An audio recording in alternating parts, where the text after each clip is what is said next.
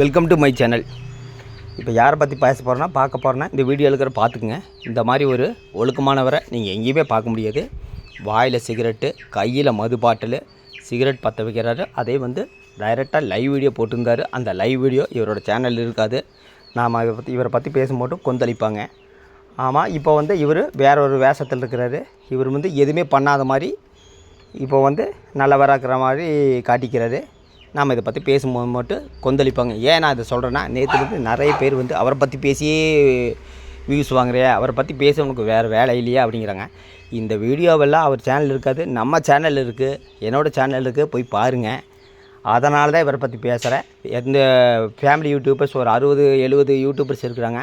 யாரும் வந்து இந்த மாதிரி வாயில் சிகரெட்டு வச்சுட்டு மது பாட்டில் காட்டிட்டு எனக்கு தெரிஞ்சு வீடியோ போடல. அதே மாதிரி சங்கீத சாய் 66 அது வந்து ஒரு சேனல். அவங்க இளவரசமாக அவரோட தங்கை கலைமதி அவங்களோட ஆதரவாளர்னு சொல்லலாம். அவங்க என்ன வீடியோ போட்டாலும் அது கொடுப்பாங்க, அவங்க என்ன கெட்டது பண்ணாலும் அதுக்கு ஆதரவு கொடுப்பாங்க. ஏன்னா இது சொல்கிறேன்னா, இவர் இவ்வளோ குடிச்சிட்டு ஆபாச வார்த்தையை பேசிட்டு வீடியோ போட்டிருந்தார். அதுக்கு என்ன சொன்னாங்க? ஒன்றும் சொல்லலை, ஆதரவு தான் கொடுத்துருப்பாங்க. ஏதாவது ஒன்று சொல்லியிருப்பாங்களா? ஒன்றும் கிடையாது.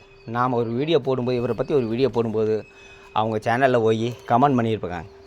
இவர் ஐடியில் வேலை செய்யலை, ஆடு மாடு தான் மேய்க்கிறவர்ட்டு ஒரு பதிவு விட்டுருப்பாங்க. அதுக்கு இந்த அம்மா விளக்கம் கொடுக்குது. நான் ஆடு மாடு மேய்க்கிறது கேவலமாக நினைக்கல, சொல்லலை அப்படிங்கிறாங்க. நீங்கள் வந்து பதிவிட்டது தான் சொன்னேன், நீங்கள் கேவலமாக நினைக்கல, அதை பற்றி இல்லை. அப்புறம் பார்த்தீங்கன்னா தோட்டத்தில் வேலை செய்கிறீங்களா அப்படின்னு பதிவிட்டுருப்பாங்க. அப்புறம் பார்த்திங்கன்னா ஓயாமல் கமெண்ட், நேற்று ஒரு 10-12 கமெண்ட். அதனால தான் நான் டெலீட் பண்ணிட்டேன். என்ன கமெண்ட் பண்ணியிருக்காங்க? உங்கள் வீட்டுக்குள்ளே வீடியோ போடுங்க, அப்போ தான் நான் நம்புவேன்ட்டு. நான் என்ன சொல்கிறேன்னா, நான் தெளிவாக அன்றைக்கே சொல்லியாச்சு. நான் வீட்டை சுற்றியுமே வீட்டில் இருக்கிறவங்கள பற்றியுமே வீடியோ போட மாட்டேன்னு சொல்லியாச்சு. ஓயாமல் கமெண்ட் பண்ணனால தான் நான் டெலீட் பண்ணிட்டேன். அப்புறம் இந்த அம்மா நேற்று ஒன்று சொல்லியிருக்குது, அதாவது வீட்டுக்குள்ளே 1 நிமிஷம் வீடியோ போடுங்க, அப்போ தான் நான் நம்புவேன், இல்லைன்னு நீங்கள் சொல்கிறதெல்லாம் பொய்ன்னு சொல்லியிருப்பாங்க. அவங்கள பொறுத்தளவுக்கும் அவங்க வந்து பொய்யாவே நினச்சிக்கிட்டுங்க. அவங்கள பொறுத்தளவுக்கும் என்னை வந்து அவர் பொய்யனாவே நினச்சிக்குங்க. அந்த உண்மையான யோகிதர் இளவரசர் தான். அவர் மாதிரி யாரும் இருக்க முடியாது. ஏன்னு கேட்டிங்கன்னா, இந்த மாதிரி குடிச்சிட்டு வாயில் சிகரெட்டை வச்சுட்டு வீடியோ போடுறாங்களோ அவங்களுக்கு தான் உண்மையானவர்.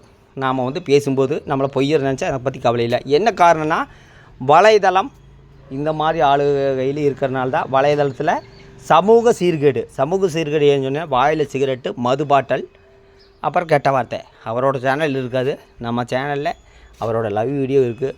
நான் தான் சொல்கிறேங்கண்ணா, எனக்கு யூடியூப் இல்லைனாலும் ஒன்றுமே இல்லைங்க. நான் வேலைக்கு போயிட்டுக்கிறேன், நான் சம்பாதிச்சுக்கிறேன். நான் யூடியூப் தான் என்டர்டைன்மெண்ட் சொல்லியாச்சு.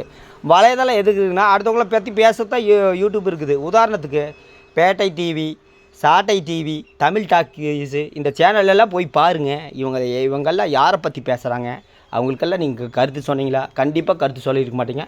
இவரை பற்றி பேசும்போது மட்டும் கருத்துக்கு கொந்தளித்து சொல்லுவீங்க. அப்புறம் பார்த்தீங்கன்னா, ஆடு மாடு மேய்க்கிறவர் ஒரு உத்தரப்பிரதேசத்தில் ஒரு ஐபிஎஸ் அதிகாரி நம்ம சொந்த கலெக்டர் வேலையை விட்டு போட்டு ஆடு மாடு மேய்ச்சி அதில் வந்து குடும்பம் நடத்திட்டு இருக்கிறாரு. அதுதான் அந்த செய்தியெல்லாம் உங்களுக்கு தெரியுமா இல்லை தெரியலேன்னு எனக்கு தெரியல. மொத்தத்தில் இந்த சங்கீத சாய் அந்த பெண்மணி இவங்க என்ன வீடியோ போட்டாலும் ஆதரவு தான் கொடுத்துட்ருக்கிறாரு. ஒரு இடத்துலையும் கூடி இவர் இப்படி குடிச்சிட்டு இருக்கிறாரு. ஏதாச்சும் ஒரு என்னை பற்றி பேசுனாங்களேங்க, 2-3 வீடியோ போட்டு பேசுனாங்களேங்க. இவரை பற்றி பேசியிருப்பாங்களா? கண்டிப்பாக பேசியிருக்க மாட்டாங்க. சிந்திக்க வேண்டியது மக்கள் தாங்க. எதை பேசினாலும் ஆதரவு கொடுக்குறாருன்னு நான் தான் சொன்னேன்லங்க. இந்த மாதிரி பேசுகிற ஆளு கையில் தான் இன்றைக்கி வலைதளம் இருக்குது. இந்த மாதிரி பேசுகிறவங்களுக்கு தான் இன்றைக்கி நிறைய பேர் வீடியோ பார்க்குறாங்க. மொத்தத்தில் சிந்திக்க வேண்டியது மக்கள் தான்.